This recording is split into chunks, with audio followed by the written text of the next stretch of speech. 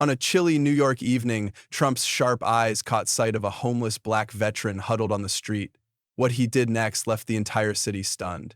Um, he goes there, he sleeps over in the dark basement. The city hummed with life that cold winter evening, a cacophony of bustling footsteps and muted car horns echoing off the towering buildings of New York. Glittering holiday lights adorned the streets, casting a warm glow over the throngs of shoppers hurrying home with their arms full of brightly wrapped packages. But amidst the festive cheer, the biting chill of the season whispered a cruel reminder to those without shelter.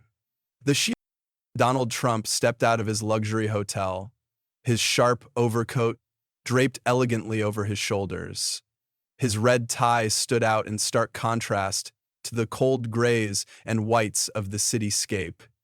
Aides flanked him, engaged in quiet conversation, while a security detail moved efficiently to clear his path. Trump, however, was distracted, his gaze fixed on his phone as he checked emails from the day's business meetings. Just just tell me why so. Um, as he paused at the curb, something caught his eye across the street. A man sat slumped against the base of a building, huddled in a tattered coat too thin for the freezing temperatures. A cardboard sign rested against his knees, its letters scrawled with a shaky hand. Veteran in need of help, God bless. Trump's brow furrowed. The man was middle-aged, his face marked by lines of exhaustion and hardship. His dark skin appeared ashen from the cold, and his shoulders trembled with each gust of frigid wind. Despite the crowd flowing around him, the man seemed utterly alone. Shoppers avoided his eyes, stepping wide to skirt around him. A group of teenagers whispered to each other, glancing at him before laughing and moving on. The man, Marcus Carter, barely noticed. His head hung low, his hands trembling as they clutched his meager belongings in a plastic bag. He coughed softly, the sound swallowed by the city's noise. Trump lowered his phone, his typically brisk stride slowed, and his piercing gaze lingered on Marcus. Around him, his aides hesitated, sensing his shift in focus. "Sir?" one ventured, but Trump raised a hand, silencing the question. "Okay." Without a word, he stepped off the curb, moving purposefully toward Marcus. The sight of the sharply dressed man approaching the destitute figure sparked a ripple of attention. Onlookers paused mid-step, curious. Security followed close behind, their faces wary but respectful of Trump's unpredictability. Marcus looked up, startled by the shadow looming over him. His dark, weary eyes met Trump's piercing blue ones, and for a moment, neither spoke. Trump crouched slightly, his tailored coat brushing the pavement. "What's your name?" Trump asked, his voice calm but commanding. Marcus hesitated, unused to direct questions from anyone, let alone a man who exuded wealth and power. "It's Marcus," he said, his voice hoarse from the cold. "Marcus Carter." Trump nodded. "Marcus, are you a veteran?" Marcus straightened slightly, the question stirring a flicker of pride in his otherwise tired demeanor. "Yes, sir. Served in the Army for 12 years. Did 2 tours overseas."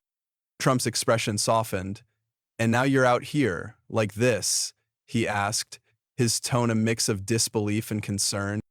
Marcus looked away, ashamed. "Lost my job when I came back. Things spiraled. Tried to get help, but it's hard, you know? They say there's support, but you gotta, jump through hoops just to get a blanket sometimes." Trump glanced at the sign resting by Marcus's knees, the words glaring back at him. He straightened, looking around at the crowd gathering at a respectful distance. Cameras clicked as bystanders captured the scene on their phones. "You know," turning back to Marcus, Trump reached into his pocket and pulled out his phone. "Stay right here," he said firmly, dialing a number with swift precision. "We're going to fix this." Marcus blinked, his mind racing to process what was happening. Trump stepped a few feet away, speaking briskly into his phone. Margaret, get me the manager of the hotel across the street and find someone from a local nonprofit for veterans. Anyone reputable. This is urgent. While Trump made arrangements, Marcus watched with a mix of disbelief and cautious hope. A vendor selling pretzels from a nearby cart approached. Here, Trump said, handing the man a crisp bill and pointing toward Marcus. Get him something hot. The vendor quickly prepared a steaming pretzel and handed it to Marcus, who muttered a shaky, "Ganzin." Thank you. He took a hesitant bite, the warmth of the food spreading through his chilled body. For the first time in days, he felt noticed, seen. Trump returned, his face set with determination. Marcus, he said, crouching again, help is on the way. But first, let's get you out of this cold. I laughed politely, encouraged by his presence. Just then, a sleek black SUV pulled up to the curb, the driver stepping out and opening the door. Trump gestured toward the vehicle. Come on, this is for you. And so is. Marcus hesitated. Why are you doing this? He asked, his voice trembling. Trump's response was simple, his tone unyielding. Because someone should have done it a long time ago. As he said, the murmurs of the crowd grew as Marcus, with Trump's help, climbed into the warm vehicle. The scene left onlookers stunned, many pulling out their phones to document what was quickly becoming an unforgettable moment. The wind whipped through the streets, chilling Marcus Carter to the bone despite his tattered coat. Sitting on the frozen sidewalk, he hunched lower against the building, clutching his cardboard sign as if it were a lifeline.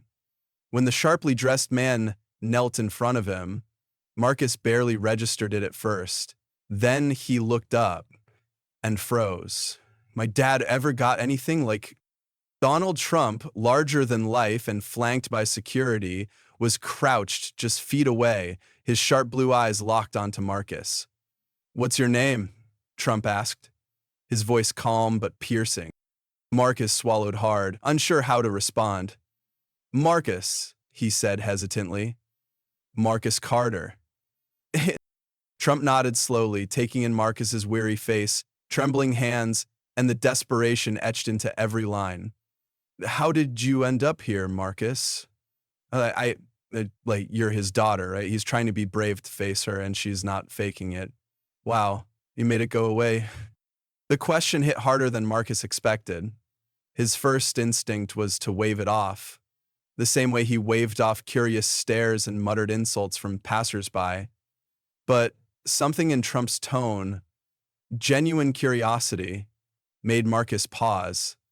He lowered his head, exhaling deeply. I served in the Marines, Marcus began, his voice hoarse.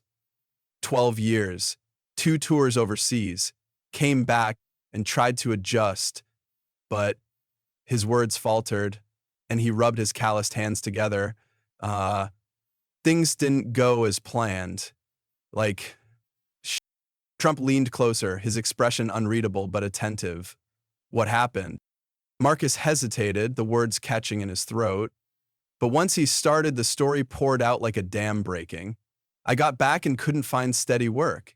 PTSD didn't help. Medical bills piled up. Then I lost my apartment. It all just spiraled. He gestured weakly to the sign beside him. Now I'm here. For a moment, the bustling noise of the city seemed to fade. Trump stayed silent, absorbing every word. His face, usually a mask of confidence and authority, softened. Why hasn't anyone helped you? He asked, the frustration evident in his voice. Marcus let out a bitter laugh. Help? He shook his head. People walk right past me every day. No one sees a veteran, Mr. Trump. They just see another homeless guy begging for change. Trump's jaw tightened. The raw pain in Marcus's words stirred something deep within him. He straightened slightly, glancing at the crowd, beginning to gather at a respectful distance. Curious eyes and camera phones were trained on the unusual sight. This is unacceptable, Trump said firmly, his voice cutting through the cold like a blade. You serve this country. You shouldn't be out here like this. Oh, mi es money. Marcus blinked, the conviction in Trump's words catching him off guard. It's just how it is, he muttered, looking away. No, Trump said, his tone leaving no room for argument. It's not how it is. Not for someone like you. More polite than he should. Big regrets. Marcus looked back at Trump, searching his face for any sign of condescension or pity. He found none, only resolve. When Marcus turned back, he saw was happy tears. His eyes very like purple blue, but like he was a giant of massive size. Trump placed a hand on his knee, leaning in closer. I won't leave you like this, Marcus. Not today. Before Marcus could respond, Trump was already in motion. He stood, pulling out his phone and barking instructions into it with the precision of someone used to making things happen. Margaret, I need you to arrange something immediately, he said, his voice brisk and commanding. And, As Trump paced a few steps away, Marcus sat frozen in place. The warmth of the conversation lingered, cutting through the cold like a lifeline. For the first time in years, he felt truly seen. When Trump returned, his expression was determined. Help is on the way, he said, crouching once more. But first, tell me more about your story. I want to understand. Marcus hesitated, but the sincerity in Trump's gaze urged him on. I didn't always need help, he began. I was doing okay for a while, but once things started falling apart, he trailed off, swallowing hard. It's like the world decided I didn't matter anymore. Trump's face hardened, a flicker of anger in his eyes. Not at Marcus, but at the injustice of his situation. You do matter, Trump said firmly, and we're going to prove it. What? The gathering crowd murmured, their phones capturing every word. Nearby shoppers paused mid-stride, some whispering to each other as they realized who Marcus was speaking to. As the scene carried a magnetic energy, the kind that couldn't be ignored. Marcus shifted uncomfortably, aware of the attention. Why are you doing this? He asked quietly. Trump's response was immediate and resolute. Because someone should have done it a long time ago. As those words hung in the air, the distant wail of a car horn signaled the arrival of the help Trump had arranged. But for Marcus, the true help had already come. The compassion of a stranger who had stopped to listen, to see him, and to act. The cold air bit at Marcus's face as he sat on the frozen sidewalk, still reeling from his conversation with Trump. The man had stood up abruptly, his phone already pressed to his ear.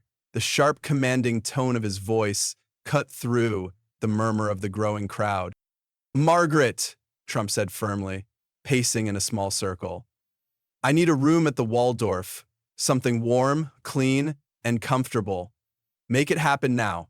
He paused, listening to the response before continuing.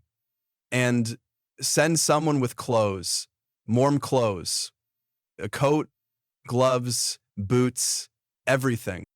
Marcus watched in disbelief, his sign clutched tightly in his hands. He couldn't wrap his mind around what was happening. Just an hour ago, he'd been invisible to the world. Now, the most recognizable man in the city was going out of his way to help him. Trump ended the call, slipping his phone back into his pocket. His expression softened as he crouched down in front of Marcus again. Help is on the way. A room, clothes, and a hot meal will get you back on your feet. Marcus's voice faltered as he spoke. I don't even know what to say. You don't have to say anything, Trump replied, his tone gentle but firm. Just let us help. Trump translating, Yoga BMB. By now, a small crowd had begun to gather. Shoppers paused in their tracks, craning their necks to see what was going on. Camera phones were raised, flashes illuminating the scene. Is that Donald Trump? Someone whispered. What's he doing with that man? Another asked. The murmurs grew louder, but Trump seemed unfazed. He glanced at the crowd briefly, then turned his full attention back to Marcus. "Ignore them," he said quietly. "Right now, it's just you and me." Minutes later, the sleek black SUV Trump had summoned earlier pulled up to the curb. A sharply dressed driver stepped out, holding the door open. Margaret, Trump's assistant, appeared as well, carrying a large shopping bag filled with warm clothing. "This is for you," Trump said, handing Marcus the bag. "Put these on. We'll get you out of this cold." Marcus' hands trembled as he took the bag. Inside, he found a thick winter coat, gloves, a scarf, and sturdy boots. He put them on quickly, the warmth seeping into his frozen skin. For the first time in days, his body stopped shivering. Trump's driver extended a hand to help Marcus into the car. "We're taking you to a hotel," Trump explained. "You'll have a warm bed and a good meal waiting for you." The kindness overwhelmed Marcus. "I don't understand why you're doing this," he said, his voice breaking.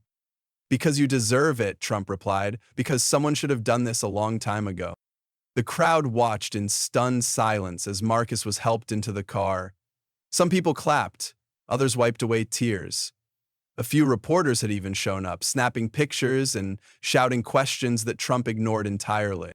The SUV pulled away, gliding through the busy streets toward the Waldorf.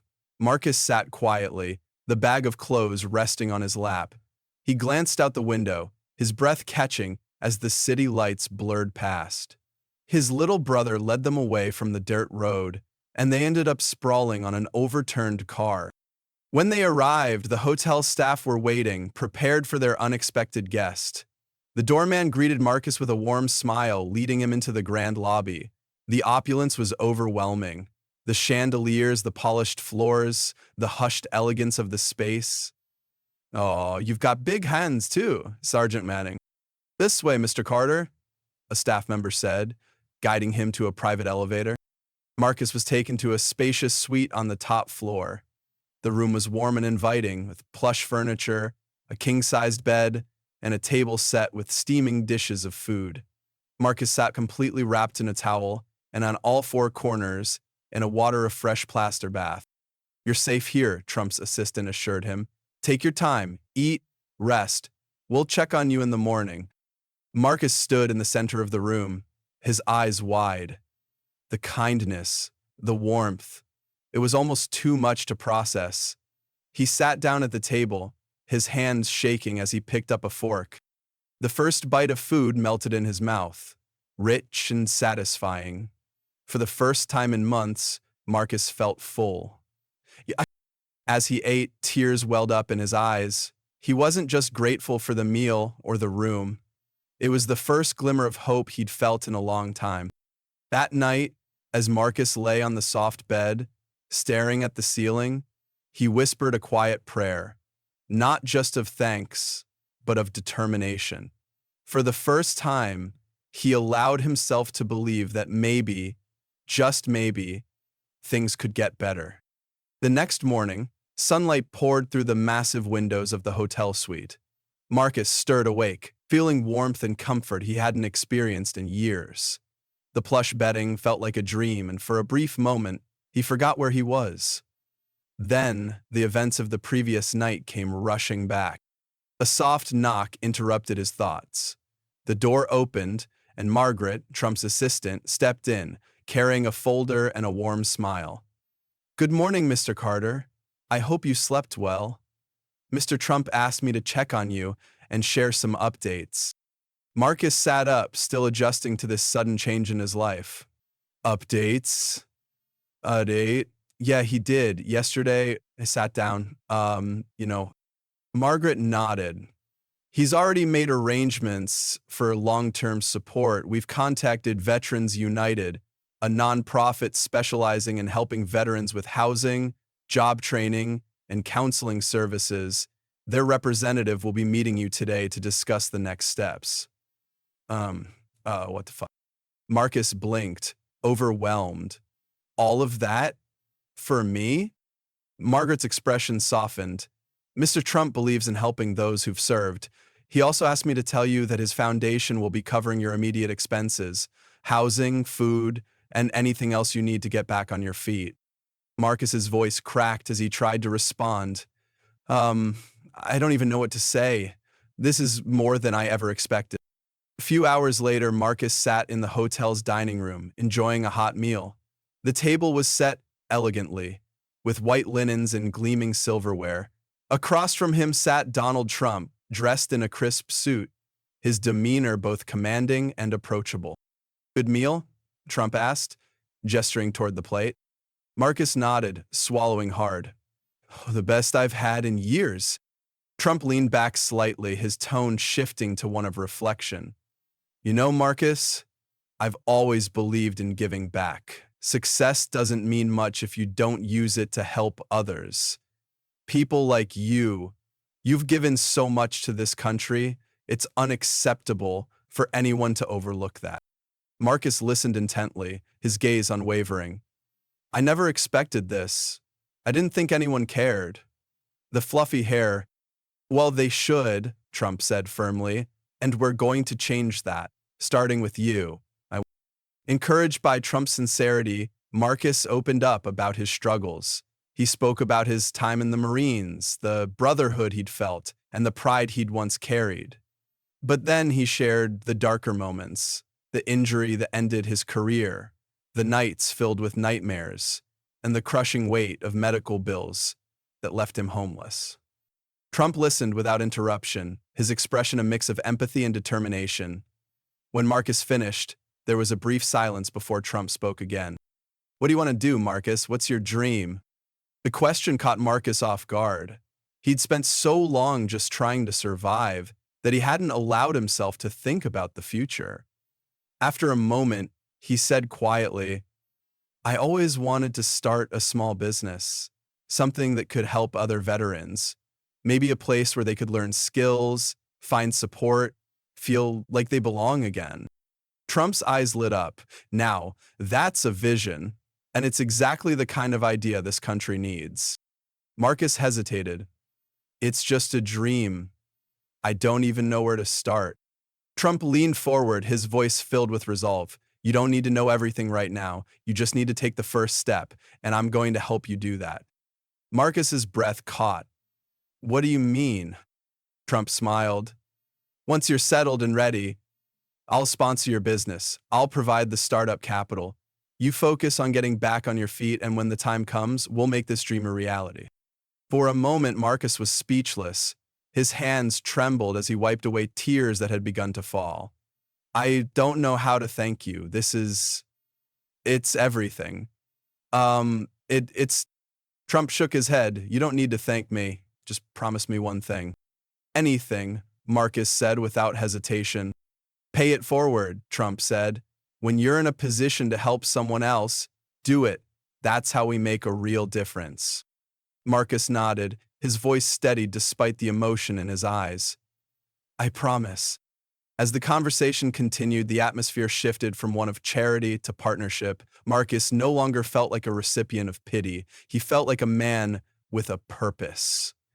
And later that evening, Lisa, a representative from Veterans United, arrived to discuss Marcus's next steps. She spoke about transitional housing programs, counseling services for PTSD, and job training opportunities tailored to his skills and interests. "We're here to support you every step of the way," Lisa said with a warm smile. "You're not alone anymore." As the meeting ended, Marcus felt something he hadn't in years: hope. Before leaving the hotel, Trump shook Marcus's hand firmly. "This is just the beginning," he said. "You've got a bright future ahead of you." Marcus stood taller, his gratitude and determination evident in his posture. "I won't let you down. And I won't forget this." Trump nodded. "I know you won't." As Marcus watched Trump walk away, he felt a quiet strength growing within him. His life had taken a turn he never imagined, and for the first time, the road ahead seemed filled with possibilities. The video started surfacing within hours. A clip of Trump kneeling beside Marcus, speaking with genuine concern, spread like wildfire. Another showed him calling his assistant, arranging for a hotel room and warm clothes.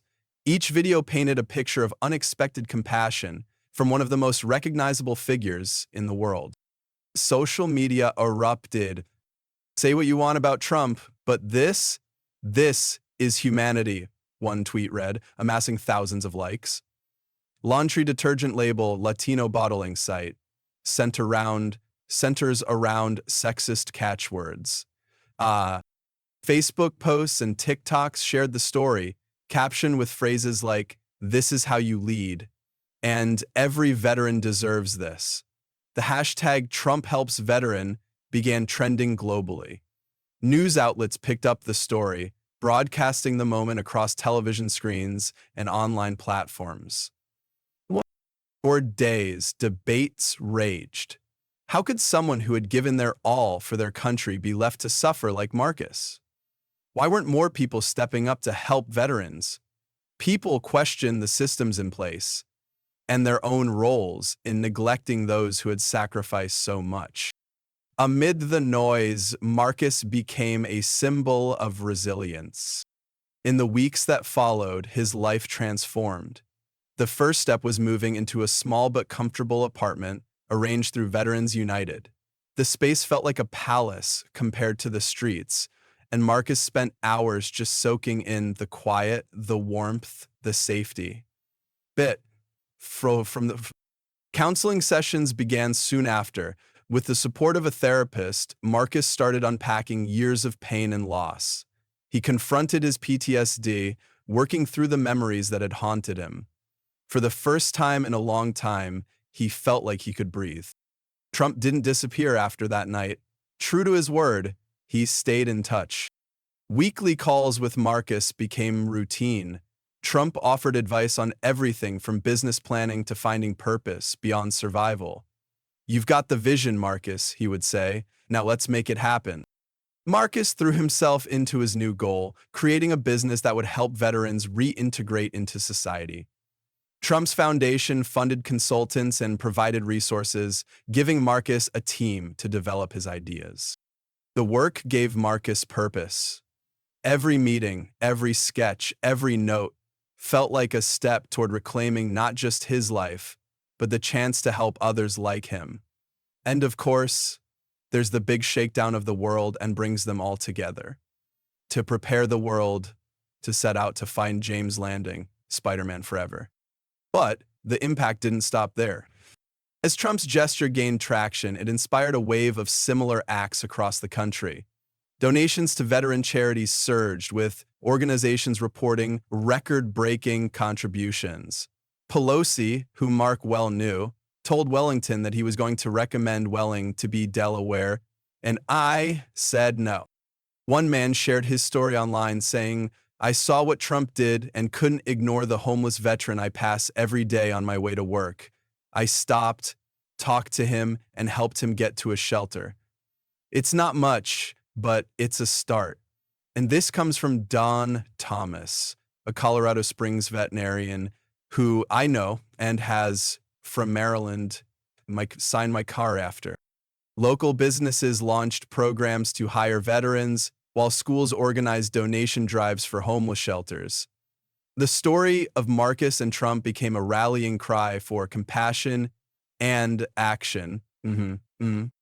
Months later, Marcus stood in front of a room filled with other veterans. His business, aptly named New Mission, had officially opened its doors. "You're not forgotten," he said to the group. "We're here to give you the tools, the support, and the respect you deserve." Trump was there that day, sitting in the back, smiling. For him, it wasn't about recognition, it was about witnessing the ripple effect of one simple act of kindness. Later, as Marcus and Trump stood together, Marcus said quietly, "You didn't just save my life, you gave it meaning again." Trump clapped him on the shoulder. "Now it's your turn to do the same for others." And Marcus knew he would. 1 year later, Marcus stood outside the modest office building that now bore the sign, "New Mission, Veterans Helping Veterans." His heart swelled with pride as he watched a group of former soldiers laughing together, reviewing job applications and resumes. He couldn't believe how far he had come. What? There were moments when it felt like a dream. Just a year ago, he had been sitting on a cold sidewalk, invisible to the world. Now, his life had purpose. His business wasn't just thriving, it was transforming lives. Marcus had hired a team of veterans who, like him, had struggled to reintegrate into society. Together, they offered housing resources, job training, and counseling to others in need. "Hey, Marcus," called one of his team members. "We've got another meeting in an hour with a new group." Marcus smiled. "I'll be ready." I am. That's when he saw it. A sleek black SUV pulling up to the curb, mercifully blurring out someone else's lights as the car came to a halt. The door opened, and out stepped Donald Trump, the man who had set everything in motion. Dressed sharply as always, Trump walked toward Marcus with a confident stride and a warm smile. Memories were clear that Tom had carried Marcus inside the jacket. "Mr. Trump," Marcus said, extending his hand. Trump shook it firmly, clapping Marcus on the back. "No more Mr. Trump, Marcus. Call me Donald. This is your show now." Marcus laughed, a sound filled with gratitude and disbelief. "I don't know how to thank you for everything you've done." Trump waved the sentiment away.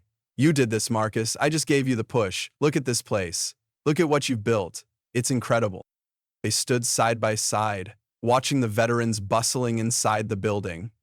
For a moment, neither of them spoke, the weight of the journey they had shared hanging in the air. "I'll never forget that day," Marcus finally said. "You didn't have to stop, but you did." Trump looked at him, his expression thoughtful. "Sometimes, Marcus, all it takes is one person to believe in you. That's the real power, passing it on." As Marcus watched Trump leave, he felt a renewed sense of purpose.